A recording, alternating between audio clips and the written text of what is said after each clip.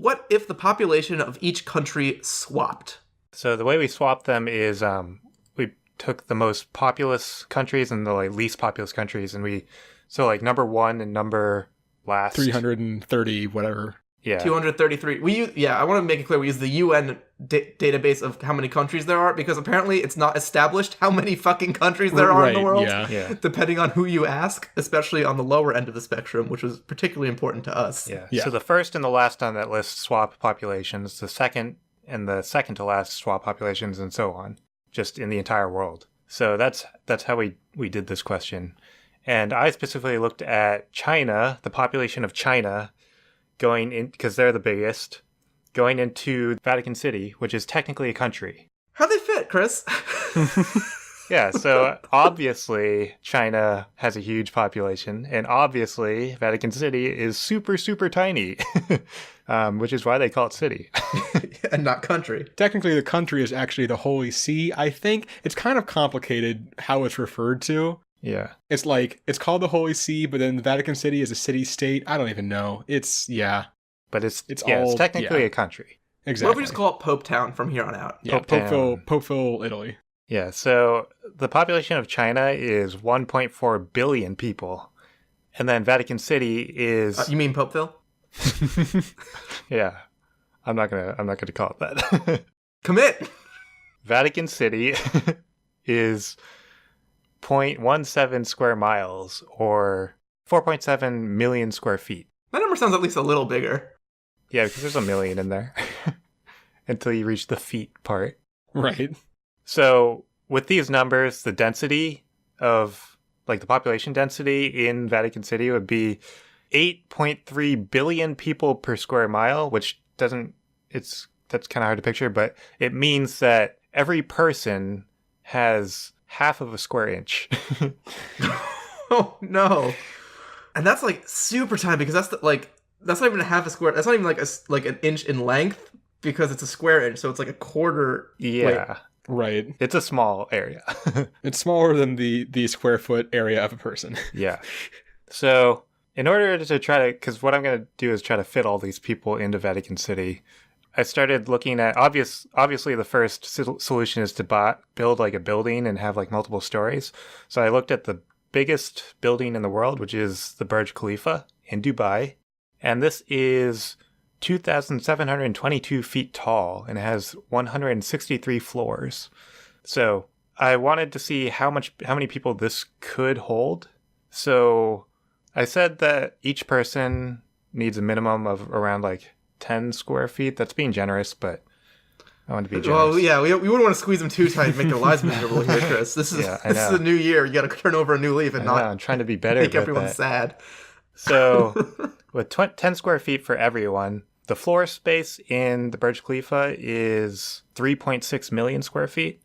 So that means the Burj Khalifa can hold 360,000 people, which is 0.025% of China's population. Okay. So next thing I wanted to see was, okay, that's just one Burj Khalifa though. How many Burj Khalifas can we fit in Vatican City? Important questions. Yeah. So in order to answer that question, I had to figure out what the base of, how big the base of the Burj Khalifa is. And that was kind of difficult to find, just because whenever you search the Burj Khalifa, they don't talk about the base, they just talk about the height.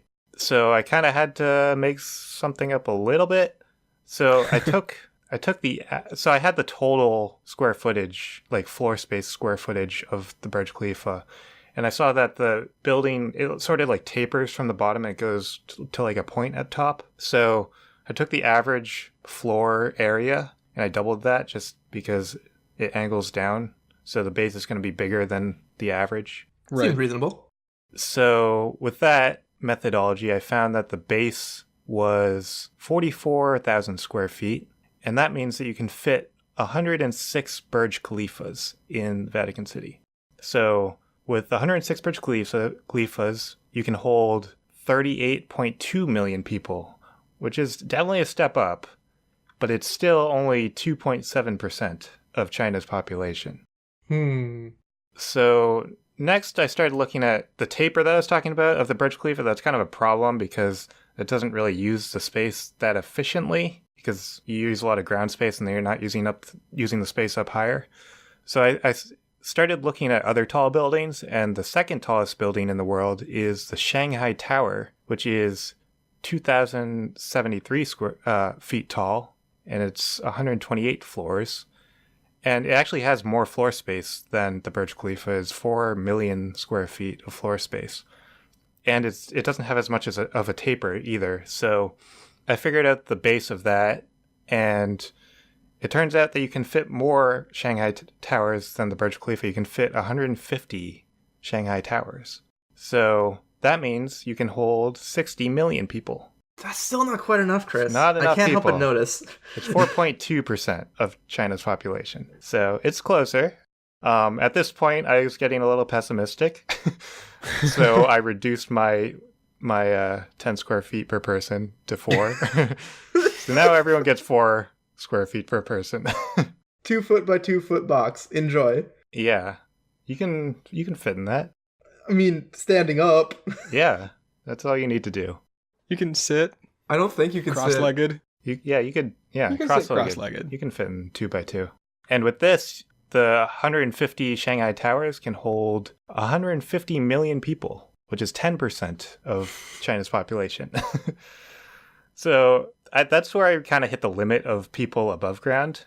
But then I started looking below ground, because that is a thing, building structures below ground. The submerged Khalifa. Yeah, so there are things called like underground cities, and in Toronto, they have a thing called PATH.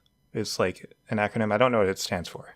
PATH, but it's basically a network of walkways, and it's, according to the Guinness Book of World Records, it's the largest underground shopping complex in the world, and it has a floor space of 4 million square feet.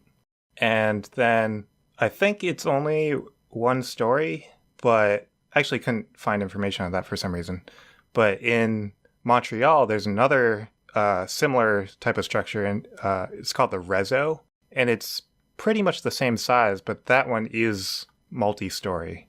So you can have multiple stories of this, and I wanted to see how many stories you could have. So in order to figure this out, I need to figure out how deep we can actually go into the ground. So I looked at the deepest structure in the world that we've ever built. And it's actually also in China. China builds a lot of big things, I guess. Well, they got to fit all those billions of people, which we're finding out now is a problem. Yeah. Right. So the Jingping Underground Laboratory, I actually didn't write down where exactly in China it is, but it's built 7,900 feet below ground.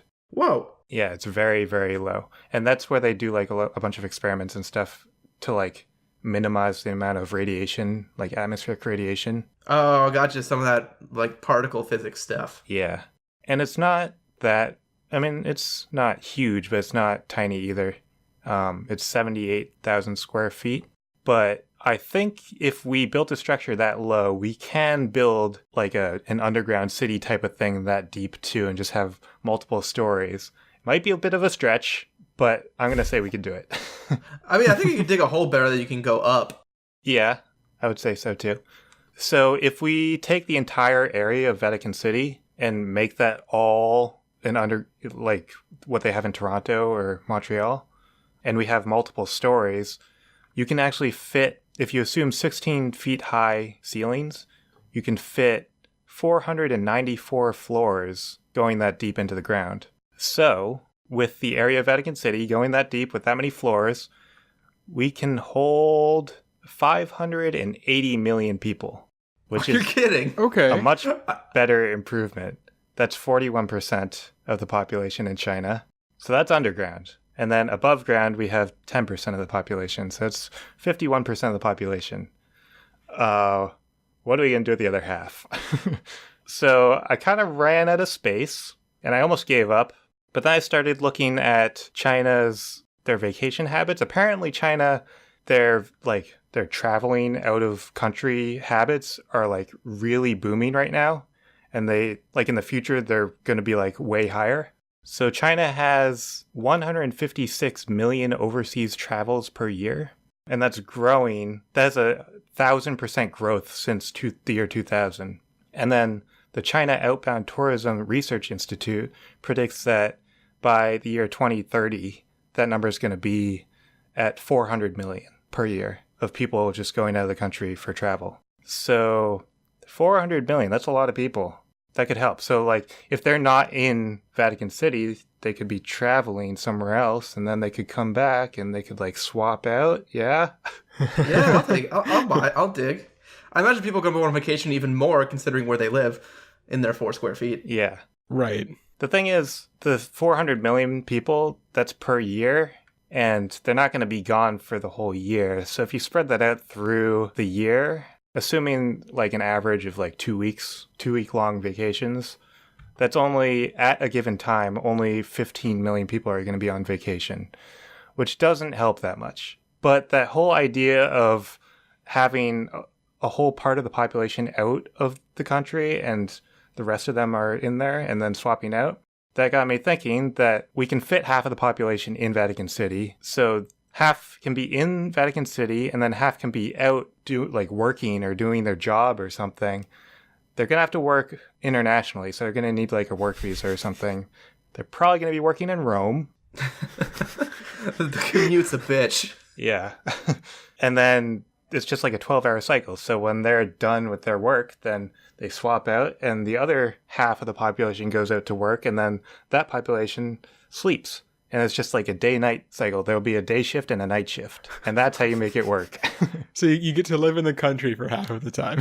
Yeah. That's the only way you can make it work. That we're out of space. I can't reduce it to 2 square feet per person, though. You can't fit. Right.